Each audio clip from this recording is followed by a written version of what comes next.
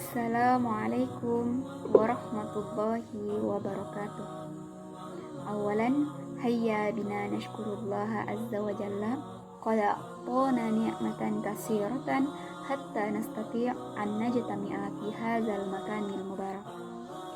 Saniyan, salatan wa salaman ila rasulina Muhammad sallallahu alaihi wasallam qad akhrajan nas minaz zulumati ila nur au ila siratil mustaqim. Ma'asyiral muslimin rahimakumullah.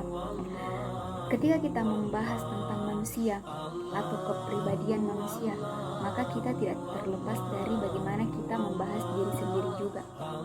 Karena dalam kepribadian manusia atau psikologi itu sendiri bukan hanya banyak dijelaskan dalam teori-teori barat, tetapi banyak juga dijelaskan dalam teori-teori perspektif timur. Islam hadir dalam term Al-Quran. Ia menjelaskan 3 aspek yang melekat dalam diri manusia. Yang pertama ada al-bashar, yang kedua adalah al-insan, dan yang ketiga adalah an-nas.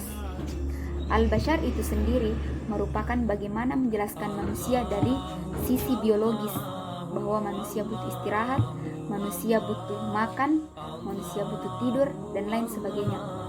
Dan yang kedua adalah bagaimana menjelaskan manusia secara pensifatan, baik buruknya, banyak hal.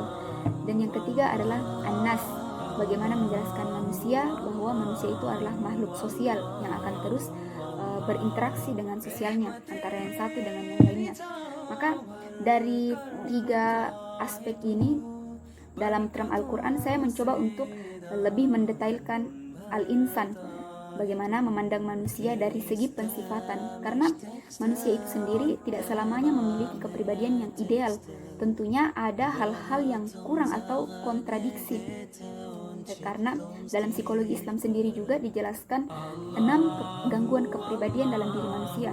Yang pertama adalah kepribadian ria, yang kedua adalah pemarah, dan yang ketiga adalah dengki, dan yang keempat adalah hasad, rakus, sombong, dan lain sebagainya. Ada 6 gangguan kepribadian.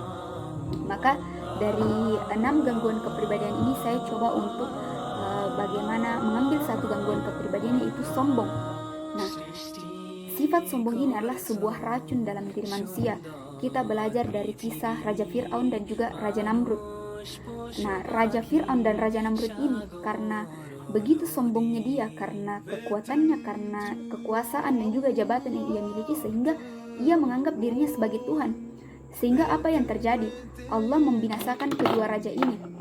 Allah membuat ia binasa di muka bumi karena sifat kesombongan yang ia miliki. Ia menganggap dirinya sebagai Tuhan. Atau tak perlu jauh-jauh lah, iblis sendiri ketika ia disuruh sujud kepada Adam, ia membangkang karena menganggap dirinya lebih mulia daripada Nabi Adam. Sehingga apa? Ganjarannya adalah Allah menghukum iblis sehingga ia akan hidup kekal di neraka kelak. Maka sungguh gangguan kepribadian sombong ini mesti kita hilangkan, karena ia adalah racun bukan hanya bagi orang lain tetapi terutamanya bagi diri sendiri. Dalam Quran surah Luqman ayat 18 yang berbunyi, A'udzubillahi minasyaitonirrajim, Bismillahirrahmanirrahim. Wala tu'assir haddaka linnasi wala tamshi fil ardi marha.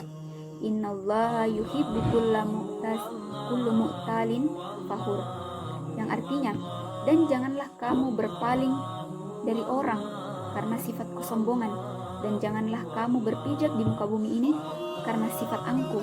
Dan sungguh Allah tidak menyukai orang-orang yang sombong dan juga begitu membanggakan dirinya. Sadaqallahul azim. Dalam artian apa?